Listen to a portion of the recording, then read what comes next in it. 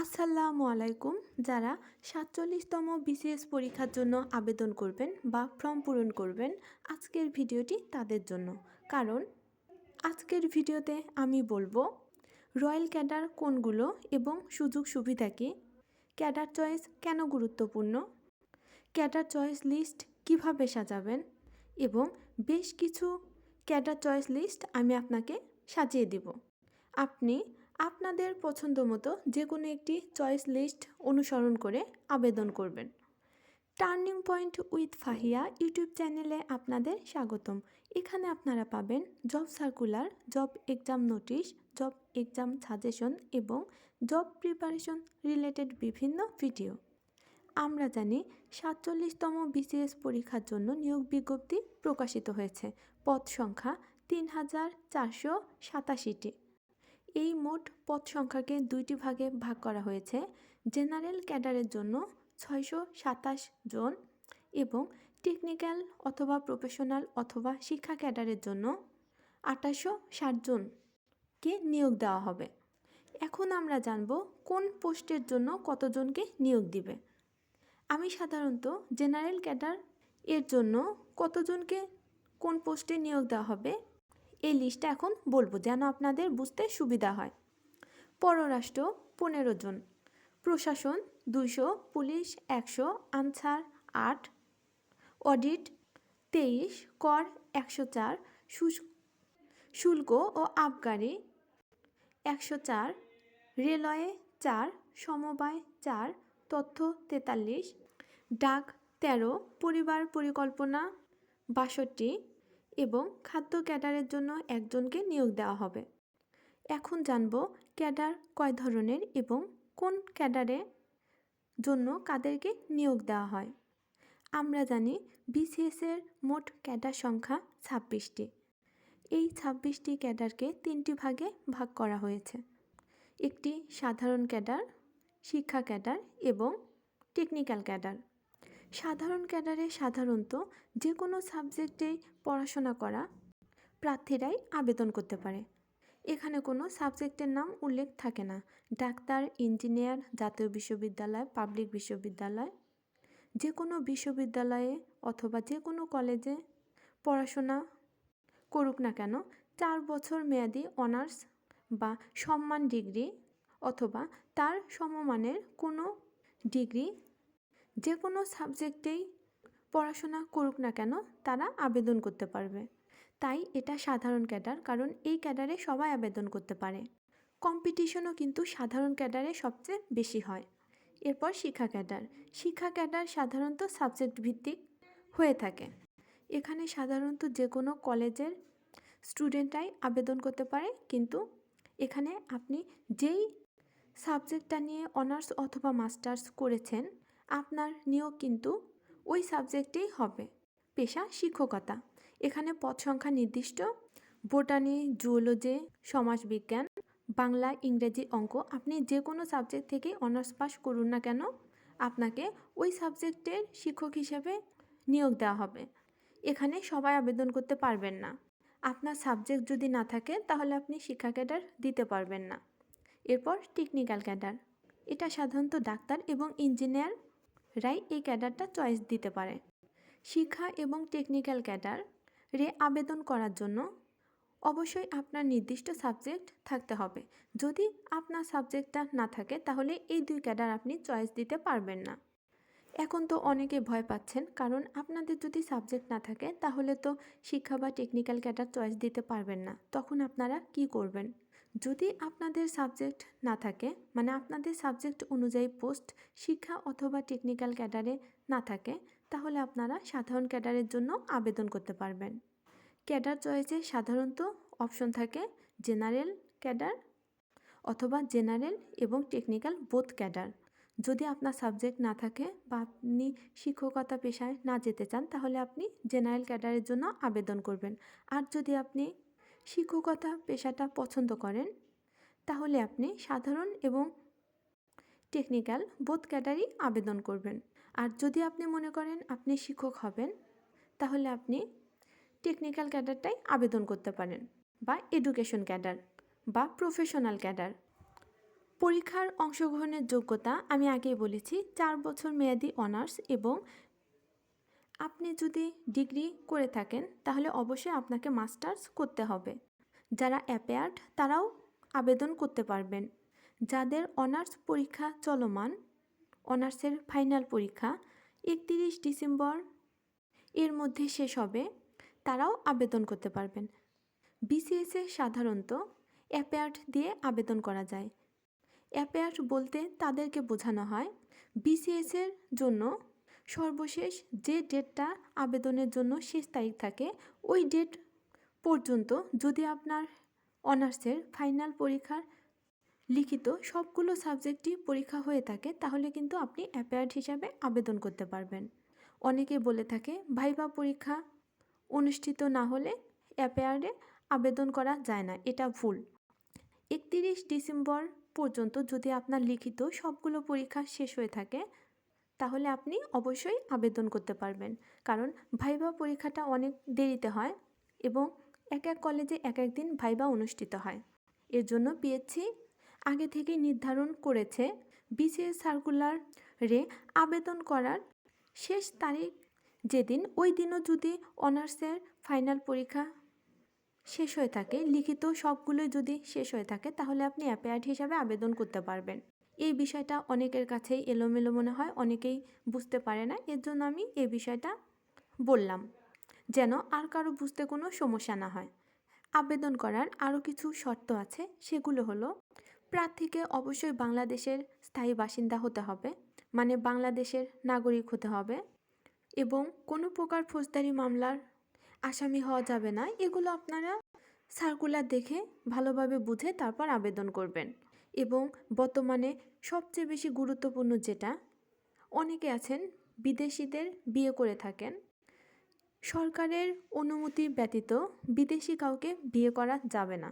যদি আপনি সরকারের অনুমতি ছাড়া বিদেশি কাউকে বিয়ে করে থাকেন তাহলে কিন্তু আপনি নিয়োগের জন্য অযোগ্য বলে বিবেচিত হবেন। বিসিএসের জন্য কিন্তু কোন ক্যাডারের জন্য ওজন এবং উচ্চতাটা নির্দিষ্ট করে বলা আছে। সাধারণত পুলিশ এবং আনসার ক্যাডারের জন্য পুরুষদের উচ্চতা 162.56 সেন্টিমিটার, মানে 5 ফুট 4 ইঞ্চি, এবং ওজন 55.54 কেজি। নারীদের ক্ষেত্রে 152.40 সেন্টিমিটার, মানে নারীদের জন্য 5 ফুট, আর ওজন 45.45 কেজি। এছাড়া অন্যান্য ক্যাডারদের জন্য পুরুষদের 5 ফুট এবং নারীদের 4 ফুট 83 ইঞ্চি, আর ওজন পুরুষদের জন্য 50 কেজি এবং নারীদের জন্য 44 কেজি। উচ্চতাটা যা চেয়েছে যে ক্যাডারের জন্য এরকম কিন্তু হলে হবে না, উচ্চতাটা সর্বনিম্ন এটাই লাগবে। আর ওজন এর বেশি হলে সমস্যা নেই, আর যদি আপনাদের ওজন এর চেয়েও কম থাকে তাহলে আপনারা আবেদন করবেন। আপনাদের এই ওজন এবং উচ্চতা দেখা হবে চূড়ান্ত সুপারিশের পরে যে স্বাস্থ্য পরীক্ষাটা হবে, ওইখানে আপনাদের ওজন এবং উচ্চতা দেখা হবে। আপনি যদি চিকন হয়ে থাকেন ওই সময় একটু বেশি খেয়ে বা জিম করে মোটা হয়ে গেলেই কিন্তু আর সমস্যা হবে না। আর যদি আপনি মোটা হয়ে থাকেন তাহলে ট্রেনিংয়ের সময় আপনি এমনিতেই চিকন হয়ে যাবেন। তাই ওজনটা এরকম হলেও কোনো সমস্যা নেই, আপনারা এই ওজনটা লিখে আবেদন করতে পারেন। কিন্তু উচ্চতাটা এইটাই লাগবে, এর চেয়ে বেশি হলে সমস্যা নেই, কিন্তু এর চেয়ে কম হলে অবশ্যই আপনারা আবেদন করবেন না। এখন বলবো রয়্যাল ক্যাডার সম্পর্কে। সাধারণত 4টি ক্যাডারকে রয়্যাল ক্যাডার হিসেবে ধরা হয়।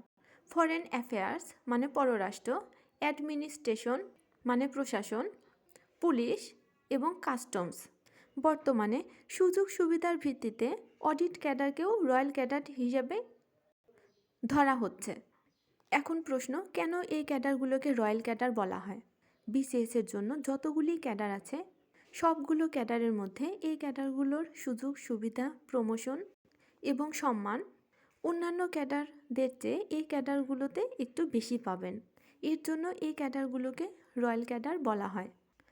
ফরেন ক্যাডারে সাধারণত সবচেয়ে কম নেওয়া হয় 15 জন এবং প্রতিযোগিতা এই ক্যাডারে সবচেয়ে বেশি হয়। এখানে চাকরি করার বিভিন্ন সুবিধা আছে। এই ক্যাডারে যারা চাকরি করে তাদের কর্মস্থল সাধারণত দেশের বাইরে হয়। বিভিন্ন দেশের দূতাবাসে এদের নিয়োগ দেওয়া হয়। ছেলে মেয়েদের বিদেশে খুব ভালো শিক্ষা প্রতিষ্ঠানে ফ্রিতেই পড়ার সুযোগ থাকে। পররাষ্ট্র ক্যাডারে যারা নিয়োগ পায়, যখন আপনি দেশের বাইরে বা বিশ্বের যে কোনো দেশ থেকে যে কোনো দেশে যান না কেন, আপনাদের লাগেজ কখনো চেক করা হয় না।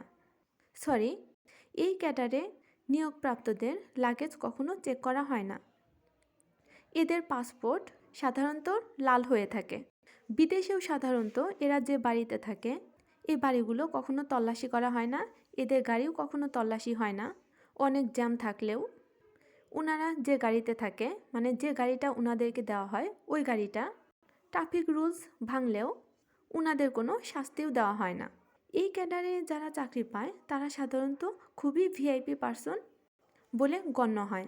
বিশ্বের বিভিন্ন দেশে সাধারণত কিছু নিয়ম আছে, গাড়ির স্পিড কত বেশি হওয়া যাবে না, কিন্তু ফরেন অ্যাফেয়ার্সে যারা জব করে তাদের গাড়ি যদি ওই গতিসীমা পার করে তবুও তারা কোনো প্রকার জরিমানা বা শাস্তির সম্মুখীন হয় না।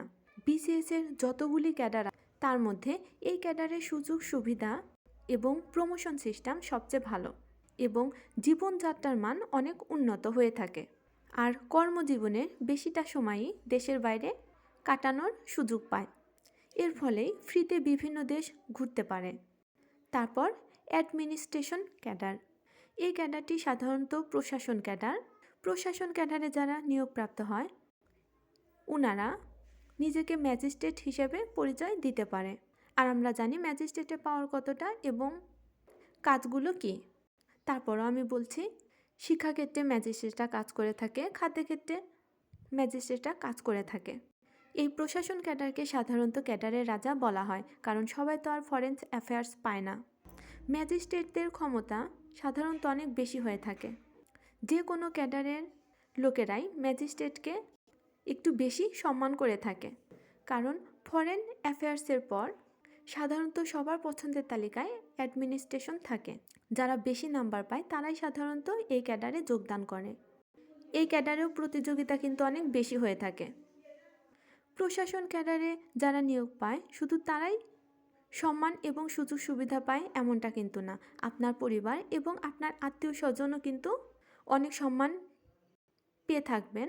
আর বিভিন্ন ক্ষেত্রে আপনি ম্যাজিস্ট্রেট হওয়ার কারণে তারা সুযোগ সুবিধা নিতে পারবেন কোনো অফিস আদালতে অথবা প্রতিবেশীদের কাছে। আর তারপর পুলিশ ক্যাডার। পুলিশ ক্যাডারে যারা নিয়োগ পাবে তারা সাধারণত একটি বাংলো পায়। বুঝতেই পাচ্ছেন, পুলিশদের দেখে এমনিতেই সবাই ভয় পায়, আর অপরাধী হলে তো কথাই নেই। বেতনও মোটামুটি ভালো।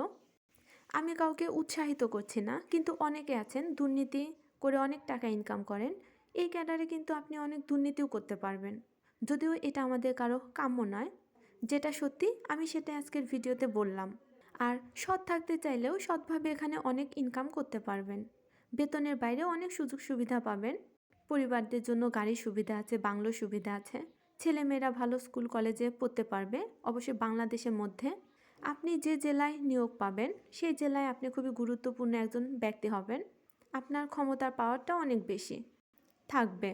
কিন্তু এখানে কিছু অসুবিধা আছে যেটা আমার কাছে ভালো লাগেনি। সেটা হলো, আপনার যতই গুরুত্বপূর্ণ দরকার হোক না কেন, আপনি যদি ছুটি নিয়ে থাকেন অফিসের কোনো গুরুত্বপূর্ণ কাজের জন্য, আপনার ছুটিটা কিন্তু ক্যান্সেল হতে পারে।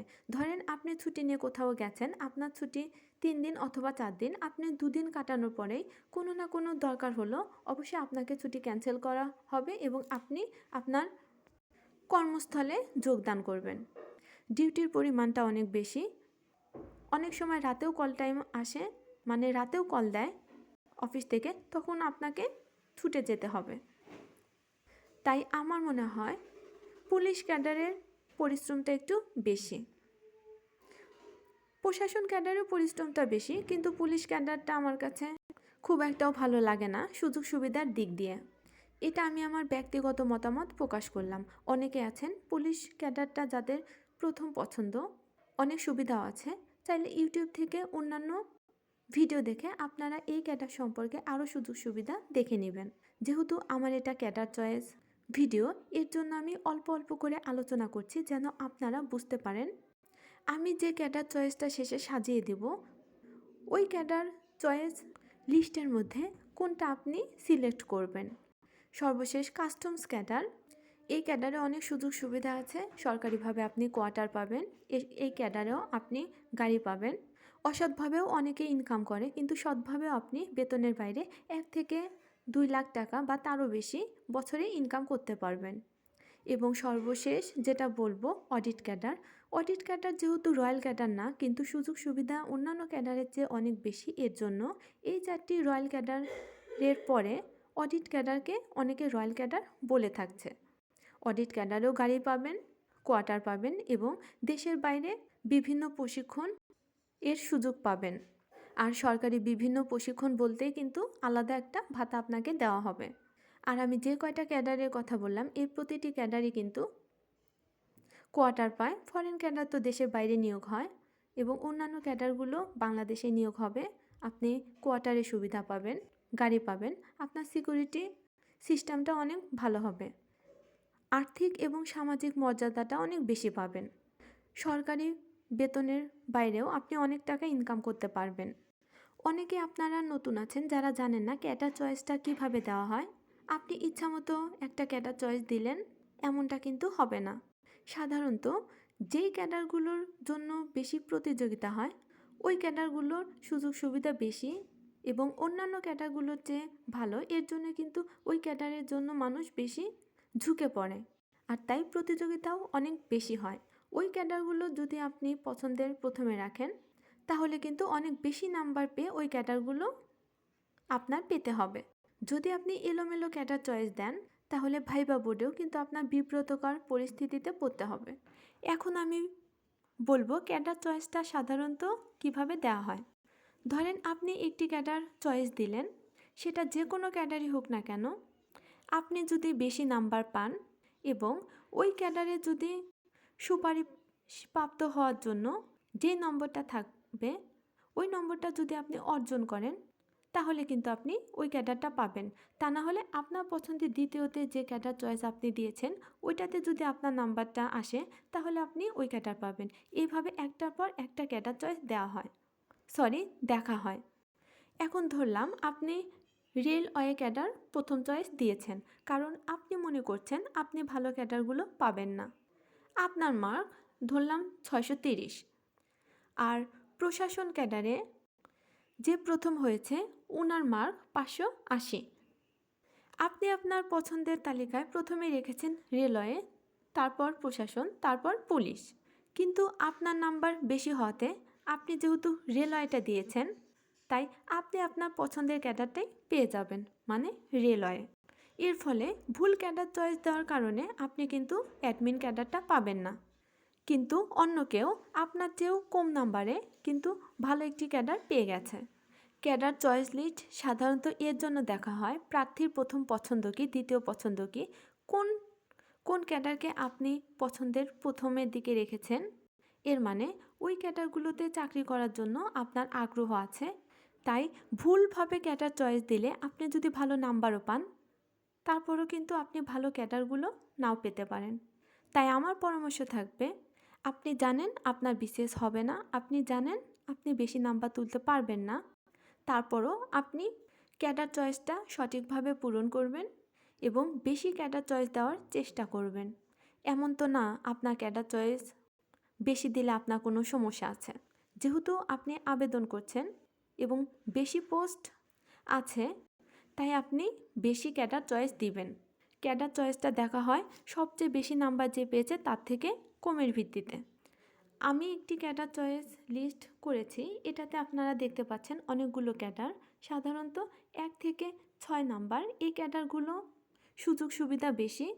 প্রার্থীরা সাধারণত এই ক্যাডারগুলোই তাদের পছন্দের প্রথমের দিকে রাখে। এগুলো সুযোগ সুবিধা, পদমর্যাদা এবং আর্থিকভাবে সহযোগিতাও একটু বেশি পেয়ে থাকেন এরা।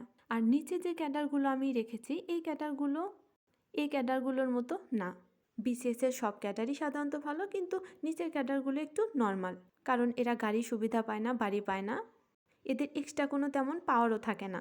তাই আপনি যদি মনে করেন আপনার, ধরলাম রেলওয়ে ক্যাডারটাই আপনার পছন্দ, আপনি রেলওয়ে ক্যাডার দিয়ে নিচের নর্মাল কিছু ক্যাডারকেই সাজিয়ে দিবেন। আপনি নর্মাল ক্যাডার প্রথমে দিয়ে কখনোই ভালো ক্যাডারগুলোকে পছন্দের লিস্টে নিচের দিকে রাখবেন না, তাহলে কিন্তু ভাইভায় এটা আপনার জন্য নেগেটিভ একটা মার্ক আসবে। আর ভাইভা বোর্ডে যারা থাকে তারা কিন্তু বিভিন্ন ধরনের প্রশ্ন করবে। এমনও হতে পারে আপনি লিখিত পরীক্ষা অনেক ভালো দিয়েছেন, তারপরও আপনি ভাইভা খারাপ হওয়ার কারণে কোনো ক্যাডারই পাচ্ছেন না, বা ভাইভাতে কম নাম্বার পাওয়ার কারণে আপনার নাম নন ক্যাডারে চলে আসলো। আর একটি কথা, ফরেন ক্যাডারে সাধারণত ইংরেজিতে দক্ষতাটা বেশি লাগে, যেহেতু আপনার চাকরিটা দেশের বাইরে হবে। বিদেশে তো আর বাংলা চলে না, সবাই তো ইংরেজিতে কমিউনিকেশন করে। আপনার ইংরেজিতে দক্ষতাটা কিন্তু ভালো হতে হবে। অনেক সময় আছে ভাইভা বোর্ডে কিন্তু আপনার ফুল ভাইভাটা ইংরেজিতেও হতে পারে, মাঝে মাঝে বাংলাতে হয়, কিন্তু 95% প্লাস ভাইভা ফুল ইংরেজিতেই হয়। তাই আপনি এমন কোনো ক্যাডার চয়েস দিবেন না যেন ভাইভা খারাপ হওয়ার কারণে আপনার কোনো ক্যাডারই না আসে, বা নন ক্যাডার আসে, বা নন ক্যাডারটা নাও আসতে পারে। যদি আপনি ইংরেজিতে অনেক ভালো হয়ে থাকেন তাহলে ফরেন ক্যাডার চয়েস দিবেন। আর যদি ইংরেজিতে ভালো না হয়ে থাকেন, যদি মনে করেন যে না আপনি ফরেন ক্যাডার পাওয়ার মতো না, তাহলে ফরেন ক্যাডারটা একদমই বাদ দিবেন। এমন না সবগুলো ক্যাডার দিয়ে শেষে ফরেন ক্যাডারটা দিয়ে দিলেন, এটা কিন্তু ভুল চয়েস লিস্ট। আমি বেশ কয়েকটি চয়েস লিস্ট এখন আপনাদের বলবো, আপনারা যে কোনো একটা চয়েস লিস্টই আবেদনের সময় বলবেন, এবং এই লিস্টটাই আপনাদের আবেদনে থাকবে। প্রথমেই foreign affairs, 2 administration, 3 police, 4 customs, 5 audit and accounts, 6 tax, 7 answer, 8 family planning, 9 postal, 10 information. এখানে কিছু কোড আছে, সাবজেক্ট অনুযায়ী কিছু কোড হয়তো আপনার নাও আসতে পারে, তবুও কোডগুলো আপনি এভাবেই সাজাবেন যে কয়টা আসবে। 11 কোঅপারেটিভ, 12 রেলওয়ে, 13 ট্রেড, 14 ফুড এবং 15 এডুকেশন। যদি আপনার স্বপ্ন হয় আপনি শিক্ষক হবেন, আর যদি চান যে আপনি অন্যান্য কোনো ক্যাডার চয়েস দিবেন না, তাহলে আপনি এডুকেশন ক্যাডারটাও দিতে পারেন। কিন্তু এমন না আপনি এডুকেশন ক্যাডারটা প্রথম চয়েস দিলেন, তারপর অ্যাডমিন, পুলিশ, কাস্টমস, অডিট এরকম ক্যাডার দিলেন, এটাও কিন্তু ভুল। যদি আপনি মনে করেন ভালো ক্যাডারও আপনার আসতে পারে, বা আপনার ইচ্ছা থাকে বিসিএসের যে কোনো একটা ক্যাডার হলেই হবে, তাহলে আমি 3-4টি চয়েস লিস্ট সাজিয়ে দেব, যে কোনো একটি অনুসরণ করতে পারেন। আর যদি মনে করেন যে না আপনি শিক্ষকতা পেশাতেই নিজেকে যুক্ত করতে চান, এর বাইরে আপনি আবেদন করবেন না, তাহলে আপনি এডুকেশন ক্যাডার রেখে তারপর নর্মাল কিছু ক্যাডার দিতে পারেন। কিন্তু কখনোই এডুকেশন ক্যাডার প্রথমে রেখে অন্যান্য ক্যাডারকে নিচে দিবেন না। অন্যান্য ক্যাডার বলতে আমার চয়েস লিস্টের প্রথম 5টি ক্যাডার, আপনি এডুকেশন ক্যাডারের পর railway, trade, food, postal, answer, family planning এগুলো দিতেই পারেন, কিন্তু এডুকেশন ক্যাডারের পরে কখনোই foreign affairs, administration, police, customs এরকম দেওয়া যাবে না। সবচেয়ে ভালো হয় এডুকেশন ক্যাডারটাকে সবার শেষে রাখার। আর যদি আপনার ব্যক্তিগতভাবে শিক্ষকতা পেশাটা খুবই ভালো লাগে এবং আপনার ইচ্ছাই হয় আপনি শিক্ষক হবেন, তাহলে অবশ্যই এডুকেশন ক্যাডারটাকে আপনি প্রথম পছন্দেই রাখতে পারেন। ফরেন ক্যাডারটা যদি আপনি আপনার চয়েস লিস্টে না দেন, তাহলে এই ক্যাডার লিস্টটা আপনি চয়েস লিস্ট অনুযায়ী সাজাবেন। আমার পরামর্শ থাকবে আপনারা বেশিরভাগই এই লিস্টটা অনুসরণ করবেন। আমি আর সবগুলো নাম বলছি না, আপনারা ভিডিওটা দেখে লিখে তারপর আবেদন করবেন। পুলিশ যাদের প্রথম পছন্দ তারা চাইলে এই লিস্ট অনুযায়ীও ক্যাডার চয়েস দিতে পারেন, তাদের ক্যাডার চয়েস লিস্টটা ঠিক এটা হবে। এই লিস্টটা আপনারা অনুসরণ করবেন। আমার ভিডিওটা দেখে আপনারা লিখে তারপর আবেদন করবেন। আর যারা প্রফেশনাল বা টেকনিক্যাল ক্যাডারের জন্য আবেদন করবেন তাদের চয়েস লিস্টটা হবে এটা।